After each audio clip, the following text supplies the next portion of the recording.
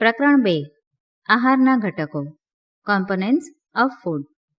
ભારતના વિવિધ ભાગોમાં ખાવામાં આવતા ખાદ્ય પદાર્થો વિશે આપણે ઓળખ મેળવી હતી તથા તેને નકશામાં અંકિત કર્યા હતા. ખોરાકમાં રોટલી અથવા ચપાતી, દાળ અને રીંગણનું શાક હોઈ શકે છે. આ ઉપરાંત ભાત, સંભાર તથા ભીંડા હોઈ શકે છે. તેનાથી વિશેષ અન્ય ભોજનમાં ઇડલી, માછલી તથા શાકભાજી હોઈ શકે છે. પ્રવૃત્તિ 1. ખરેખર આપણા આહારમાં અનાજની બનેલી ઓછામાં ઓછી એક વસ્તુ તો હોય જ છે. બીજા ખાદ્ય પદાર્થોમાં દાળ અથવા માંસની કોઈ વાનગી તથા શાકભાજી હોઈ શકે છે. તેમાં દહીં, છાશ તથા અથાણું પણ સામેલ થઈ શકે છે. વિવિધ ક્ષેત્રોના આહારના કેટલાક ઉદાહરણો કોષ્ટકમાં આપવામાં આવ્યા છે. ક્ષેત્ર અથવા રાજ્ય: અનાજની વાનગી, દાળ અથવા માંસની વસ્તુ, શાકભાજી. અન્ય: પંજાબ મકાઈનો રોટલો, રાજમા, વાલના બીજ, સરસવનું શાક, સરસવની ભાજીનું શાક, દહીં, ઘી. આંધ્રપ્રદેશ: ભાત, તુવેર દાળ અને રસમ એટલે કે ચારું, કંદૂર, ટિંડોળા, છાશ, ઘી, અથાણું. ગુજરાત: ઘઉંની રોટલી, ચપાતી, ખીચડી, ભાત, મગદાળ, બટાટા ટામેટા, તેલ, દહીં, ઘી. ક્યારેક આપણે આપણા ભોજનમાં વિવિધ પ્રકારનો ખોરાક લઈ શકતા નથી. જ્યારે આપણે પ્રવાસ પર નીકળ્યા હોઈએ ત્યારે આપણે તે જ ખાઈ લઈએ છીએ જે રસ્તામાં ઉપલબ્ધ હોય.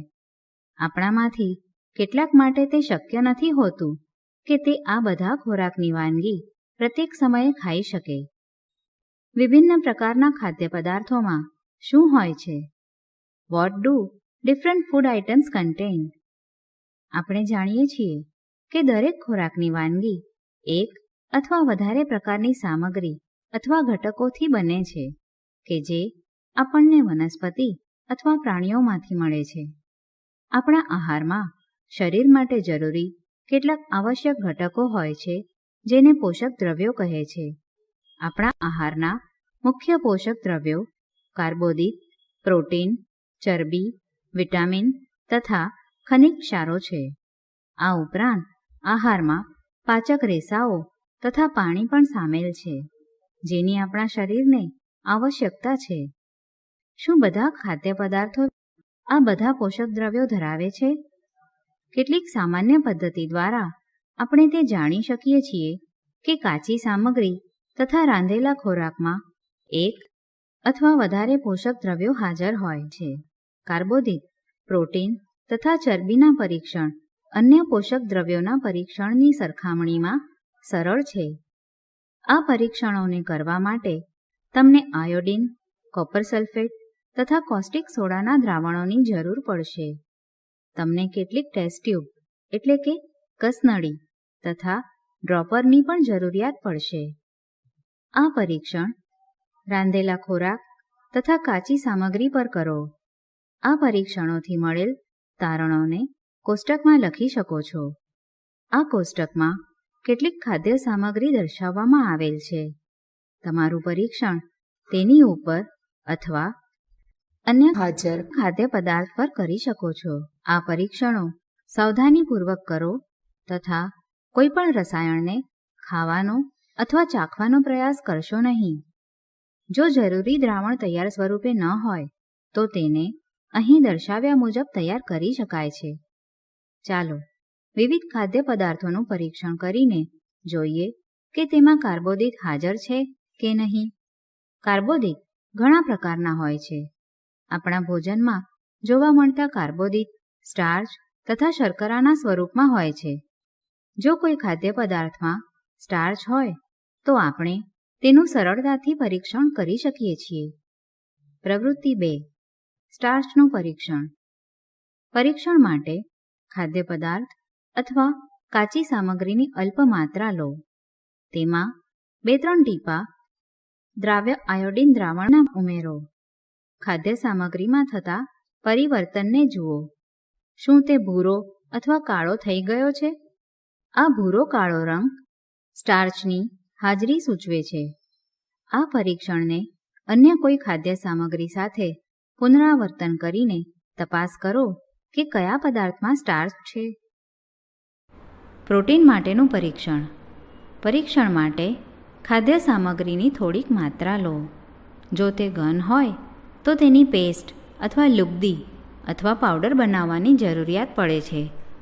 ખાદ્ય પદાર્થની થોડી માત્રાને વાટીને તેનો પાવડર એક સાફ ટેસ્ટ ટ્યુબમાં લો. તેમાં 10 ટીપા પાણીના ઉમેરી બરાબર હલાવો. હવે ડ્રોપરની મદદથી ટેસ્ટ ટ્યુબમાં 2 ટીપા કોપર સલ્ફેટના દ્રાવણના તથા 10 ટીપા કોસ્ટિક સોડાના દ્રાવણના નાખો. બરાબર હલાવીને ટેસ્ટ ટ્યુબમાં રહેલ પદાર્થ જાંબલી રંગનો થઈ ગયો. જાંબલી રંગ ખાદ્ય પદાર્થમાં પ્રોટીનની હાજરી દર્શાવે છે.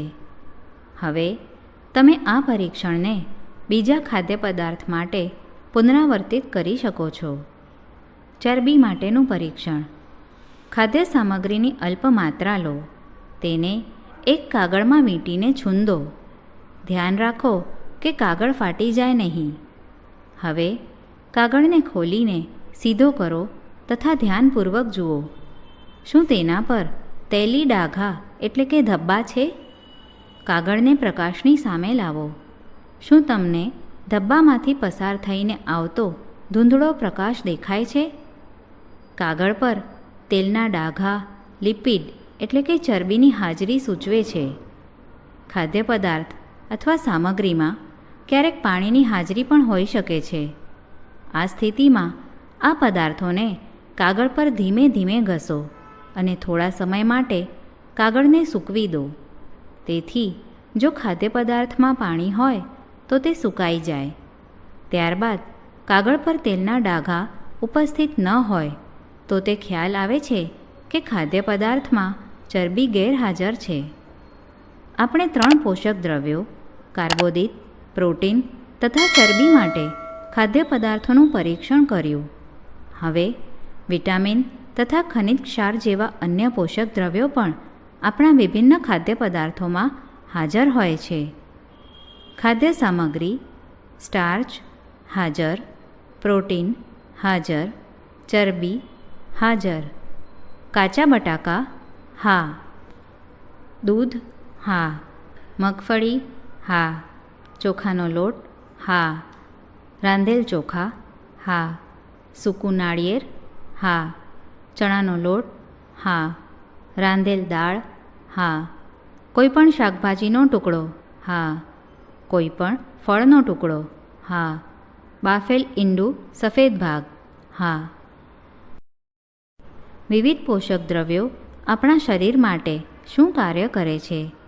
What do various nutrients do for our body? કાર્બોદિત મુખ્યત્વે આપણા શરીરને શક્તિ પ્રદાન કરે છે. ચરબીથી પણ શક્તિ એટલે કે ઉર્જા પ્રાપ્ત થાય છે. વાસ્તવિકતા એ છે કે સમાન કાર્બોદિતની સરખામણીમાં ચરબીમાંથી વધુ ઉર્જા પ્રાપ્ત થાય છે.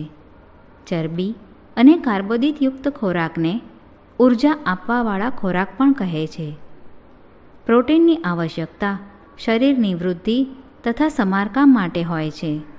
પ્રોટીનયુક્ત ખોરાકને શરીરવર્ધક ખોરાક પણ કહે છે. વિટામિન શરીરને રોગોથી રક્ષણ આપે છે. વિટામિન આપણી આંખ, હાડકાઓ, દાંત અને પેઢાને સ્વસ્થ રાખવામાં મદદ કરે છે.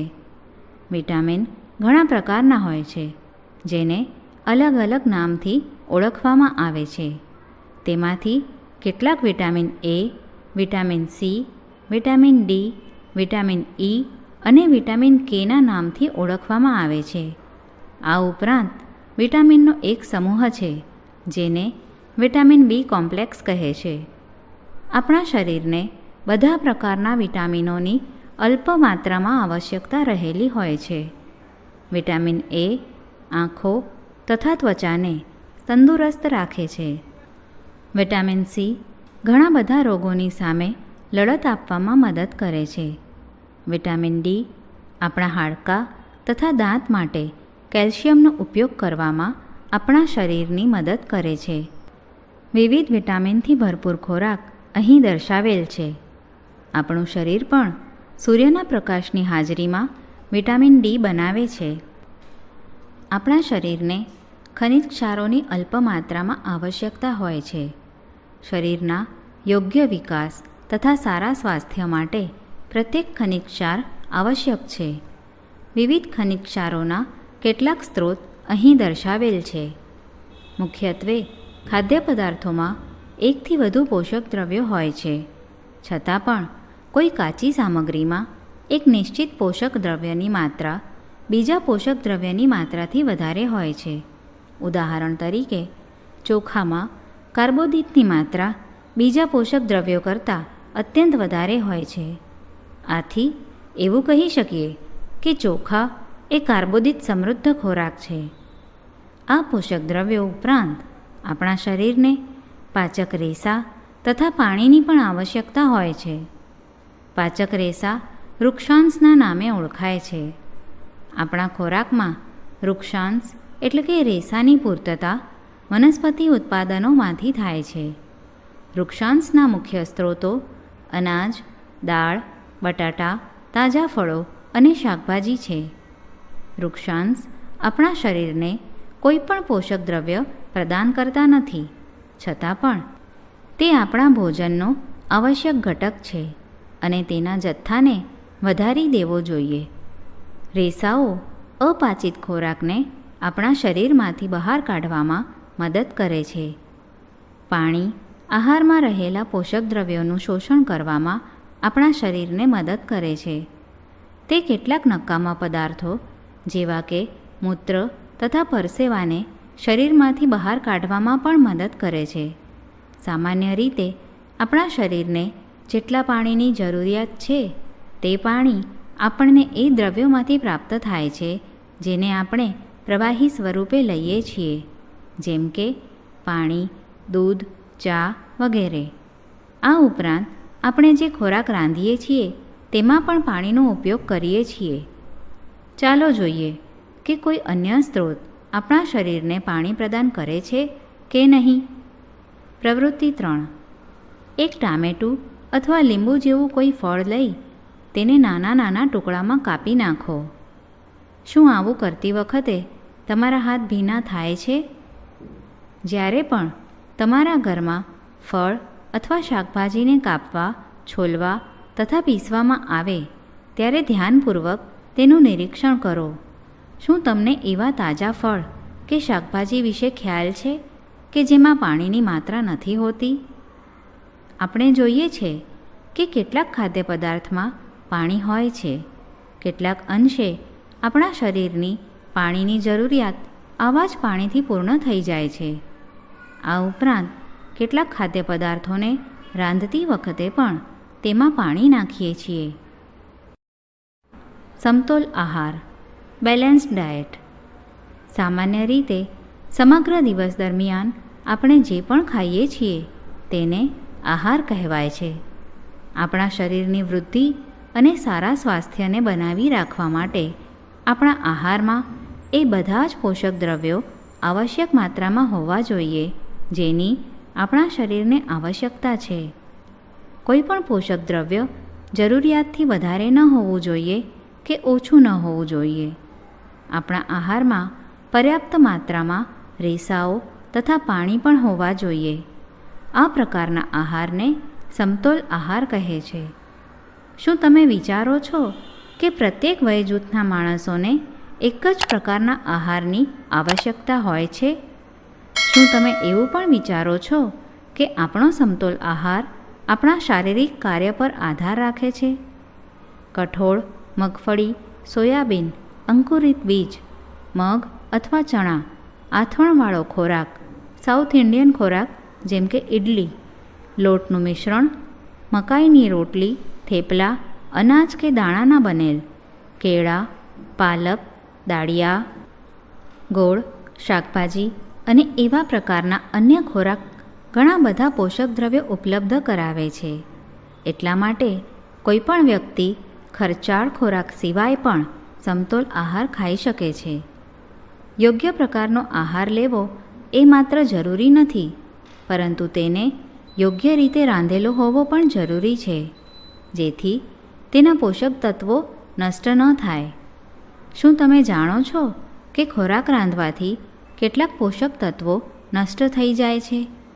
શાકભાજી તથા ફળોને જો છાલ ઉતારીને કે કાપીને ધોવામાં આવે તો શક્ય છે કે તેમાંથી કેટલાક વિટામિન નષ્ટ થઈ જાય. શાકભાજી તથા ફળોની છાલમાં કેટલાય મહત્ત્વના વિટામિન તથા ખનિજ ક્ષારો હાજર હોય છે. ચોખા તથા દાળને વારંવાર ધોવાથી તેમાં રહેલ વિટામિન તથા કેટલાક ખનિજ ક્ષાર દૂર થઈ જાય છે. આપણે જાણીએ છીએ કે રાંધવાથી ખોરાકનો સ્વાદ વધી જાય છે તથા તેને પચાવવામાં સરળતા રહે છે. તેની સાથે સાથે રાંધવાથી કેટલાક પોષક તત્વોને નુકસાન પણ પહોંચે છે. જો ખોરાક રાંધવામાં વધારે પાણી ઉપયોગમાં લેવામાં આવે તથા ત્યારબાદ તે પાણીને ફેંકી દેવામાં આવે તો તે પાણીમાં કેટલાય મહત્ત્વના પ્રોટીન અને ખનિજ ક્ષાર દૂર થાય છે. ખોરાક રાંધવાથી સરળતાથી વિટામિન સી નષ્ટ થઈ જાય છે. શું એ યોગ્ય છે કે આપણે આપણા આહારમાં કેટલાક ફળ તથા કાચા શાકભાજીનો ઉપયોગ કરીએ? હંમેશા ચરબીયુક્ત આહાર ખાવો જ યોગ્ય છે. એક વાટકી કાર્બોદિતયુક્ત ખોરાકની તુલનામાં એક વાટકી ચરબીવાળો ખોરાક વધારે ઉર્જા આપે છે, ખરું ને? આથી તેણે તળેલી વસ્તુઓ જેવી કે સમોસા, પૂરી, મલાઈ, રબડી, પેંડા વગેરે ભરપૂર ચરબીયુક્ત આહાર ખાધો. તેના સિવાય અન્ય ખોરાક ખાધો નહીં.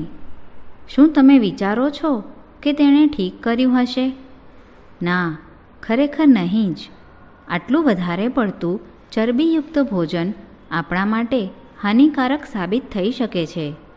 આપણા ભોજનમાં ચરબીની વધુ માત્રા મેદસ્વીતાનું કારણ બને છે. ત્રુટિજન્ય રોગો, ડેફિશિયન્સી ડિઝીઝીસ. વ્યક્તિ પોષણ માટે પર્યાપ્ત ભોજન લઈ રહ્યો છે, પરંતુ ક્યારેક તેના ખોરાકમાં કોઈ ચોક્કસ પોષક દ્રવ્યની ત્રુટિ અથવા ઉણપ હોય છે. જો આ ઉણપ લાંબા સમય સુધી રહે તો તે વ્યક્તિમાં કેટલીક ખામી ઉત્પન્ન થાય છે. એક કે વધુ પોષક દ્રવ્યની ઉણપ આપણા શરીરમાં રોગ કે વિકૃતિઓ ઉત્પન્ન કરી શકે છે. એ રોગ કે જે પોષક દ્રવ્યોના લાંબા સમય સુધીના અભાવના કારણે થાય છે તેને ત્રુટિજન્ય રોગો કહે છે.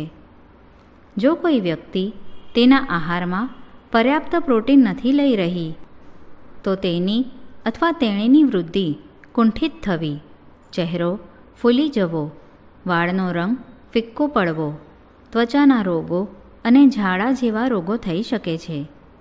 જો કોઈ વ્યક્તિ પ્રોટીન તથા કાર્બોદિત જેવા આહારથી લાંબા સમય સુધી વંચિત રહે તો તેની વૃદ્ધિ સંપૂર્ણ અટકી જાય છે. આવી વ્યક્તિ ખૂબ જ દુબળી પાતળી થઈ જાય છે. તે એટલી દુબળી થઈ જશે કે ચાલવા માટે પણ અસમર્થ થઈ જાય છે. વિવિધ વિટામિનો અને ખનિજ ક્ષારોના અભાવથી રોગ અથવા વિકૃતિઓ થઈ શકે છે. આવા ત્રુટિજન્ય રોગોને સમતોલ આહાર લેવાથી અટકાવી શકાય છે. આ પ્રકરણમાં આપણે એ જાણવાનો પ્રયત્ન કર્યો કે જુદા જુદા વિસ્તારોમાં ખોરાકની એટલી વધારે વિવિધતા હોવા છતાં પણ આહારમાં પોષક તત્વોનું વિતરણ સામાન્ય શા માટે છે?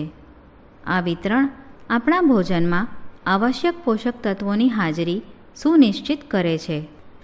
વિટામિન અને ખનિજ ક્ષારોના ઉણપના કારણે થતા કેટલાક રોગો અથવા વિકૃતિ.